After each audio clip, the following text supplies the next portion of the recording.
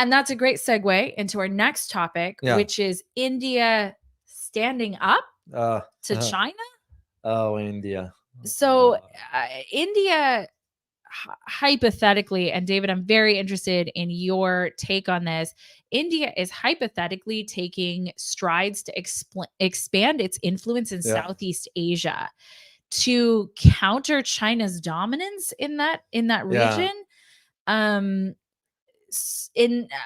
What do you really think about that there's situation? Nothing but hypes, no more, no less. It's nothing but hypes. India is not in a position to tilt the balance of power one way or another. India, as a matter of fact, now, and again, I have nothing against India. I know I've been reading some comments.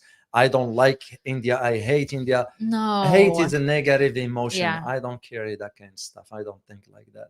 But I won't shy away from saying the truth. That India is playing both sides. There are those who argue it's for strategic national interest. I understand that argument. I am not against it. But at the same time, at some point, you're going to have to draw the line. Where do you stand on the side of the fence? Which side are you on? So when we hear something like this, you're going to realize that now the failure of the Prime Minister Modi has been exposed, because what did he promise? If you go back to his statements, and I did find some stuff back then, that he's going to increase the jobs and so forth, all that once in the reverse, let alone the social ethnic tensions. We all know, you all know what's going on in Manipur. As a matter of fact, even up to today, Prime Minister Modi refused to address the issue of Manipur in parliament. But that's their issue. They can deal with it. What am I referring to here? I'm referring to an analysis was done by none other by a guy by the name Derek Grossman. Now, if you know who Grossman is, he's a former intelligence officer. So here is how it works in the US. Once you're done with the intelligence community, you go to work for think tank. Who does he work for? Absolutely. He works for Rand Corporation. What is Rand Corporation? Is the backdoor of the US government. The Rand corporations, for example, I was familiar with a guy by the name, I drew a blank on it. Well, David, you can't remember every single name. You remember most of them. Usually they'll come to mind. But anyway, this guy used to travel into where we had and have conflict, war zones, if you may call. Then he will conduct an analysis and present the report. Well, who do you think the consumer for that product? Who literally who else would buy that he product? Will be pushing for more weapons, more and this and that. This is no different than this guy, because this guy here, now he used to brief the Undersecretary of Defense for Asia. That is one. So you can just see where the agenda is going to be going. Second thing, for Asia and Pacific, for all that. And second thing that he argued, and I put this in quote, that for now is that Washington, close partner New Delhi, has generally succeeded in starving off Beijing rising influence across the region, which is nonsense. You can just see. This is why I said, you guys, if you get anything from our channel here, is that you start to think critically. Just because somebody is writing this analysis, you fall for it. You need to know how to read between the lines. What this guy is saying, he's pushing India to the forefront. We know that. Yes, it's ally, whatever, but we are using India. We're going to be using India to the last Indian. That's how I see it. So his argument because he's mentioning about South Asia. Now again, what is the difference here? You look at South Asia and you look at Southeast Asia. He's focused on South Asia. By design, because if you look at who is in South Asia, I'm gonna just share with you quick countries here: Afghanistan, Bangladesh, Bhutan, India, the Maldives, Nepal, Pakistan, and Sri Lanka. And his argument is that they all been a hotbed for strategic rivalry between China and no, it's not. It is not. Sri Lanka? The rivalry between the US and China has nothing to do with this. It has to do with the technology. Absolutely. Where China is. And we couldn't compete with that. So for somebody to be saying a statement like this is nonsense, in my opinion. It seems very much nonsense. Oh, here's the guy. It says, the author of this, Mark Grossman. He currently a defense analyst at the Rand Corporation. Mm-hmm. And so to me, just it became clear we are using India. And this is why I'm becoming convinced. And it took me a few years to make sure when I say something, I am very convinced about, because that's my credibility in life. Of course. I'm becoming convinced that for India is nothing but a hollow existence on the international stage. Yeah. Because India only a few months ago said, well, we're going to become the spokesperson for the global South.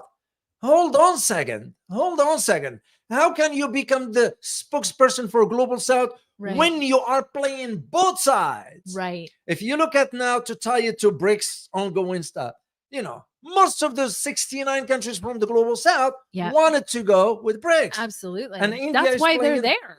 And India's playing both sides. Yeah. You saying you want to do this, but at the same time you're in Quad. Yeah. No, it's very, very interesting. Yeah. It's very interesting, and I think you're absolutely right. And I wonder who was meant to consume this information. Exactly. Right? Like who was this meant for? Because especially it is interesting timing. Timing is a very important thing. Interesting timing that this is now coming out at the same time when so many other countries are looking to join BRICS. And there are some others are calling for India to leave. Very interesting, because they are calling for India. It's the weak link. I've been saying this for quite a while now. Yeah. Again, nothing against India, but it's a weak link in BRICS. Yeah. They're gonna need to make a decision on this. Yeah. And I'm waiting to read the final communique that they're gonna issue tomorrow, or after tomorrow. Yeah. I always read the final communiques because that's usually where you get a hint about the policies. For India, it's now or never. I believe they should come to an agreement, all of them, that here is where things are. Yeah. You either are in or out. You can't. And India still does have the conflict with China over the Himalayan border. Exactly, and that's what this guy agreed. This guy who wrote the analysis, not a guy, you call him by name. His name is, what's his name again? Grossman.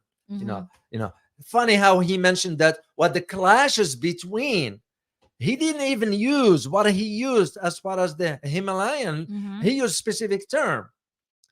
He said, from the Himalayan to the islands of the Indian subcontinent is taking crucial, significant, and could determine the fate of Washington's strategy to keep the region open and free of Chinese influence. Also, it's not free of Chinese influence. Exactly. And this is where I kind of, when I read stuff like this, I get bored, because I know how misleading it is, because majority of people will not know how to read, an analysis like this. But analysis can be very powerful. If you word it certain ways, you can steer the trajectory any way you want. Yeah. This guy, yeah, that's what he's saying, this by order. Yeah. This is not the whim of his thinking. This is by order to push the narrative certain directions. Right. Of course, one of the key consumer for this is going to be Indian Prime Minister. Yeah. That's one. And second, because we wanted to ensure that all the other so-called allies over there, the likes of the Philippines, the likes of South Korea, Japan, I'm even now putting big question mark on Indonesia to a degree. Singapore, give or take, because even within ASEAN, there's a division that exists there. Yeah. Not all of them on same shit of music, shall we say. Yeah. So for him to say, well, India is staving off China, no. It's nonsense. Yeah, nonsense. That is nonsense. And if he had done an economic analysis, I would feel very differently about that situation. But the economic analysis, not that I could find, isn't there. This is all like, well, and not just speaking to his, but they're talking about Vietnam and how India is giving Vietnam weapons, something like that. Yeah. Let me see if I can find it. where are you? So it seems like stuff like that instead of a real economic analysis. Because to me, a country's real allegiance happens through economy, or what a country really says happens through economy. So, remember we talked about the US sanctions on Russia. Well, if the US is still bringing in uranium from Russia because they just, I guess, decided that that's not part of the sanctions. So you look at those situations, and if you look at the real economics of that situation, that's where you find the truth. Exactly. Not in what they say. Well, speaking of that, I have a picture. I'd like to share. I love it. Speaks volume about the Chinese and the Indians when it comes down to economy. Just take a look at this, guys. I'm gonna share it with you here because it's not even comparable. And it's animated graph here that you can see. Oh, this animated graph was interesting. Yeah, it's a very good. Can you see?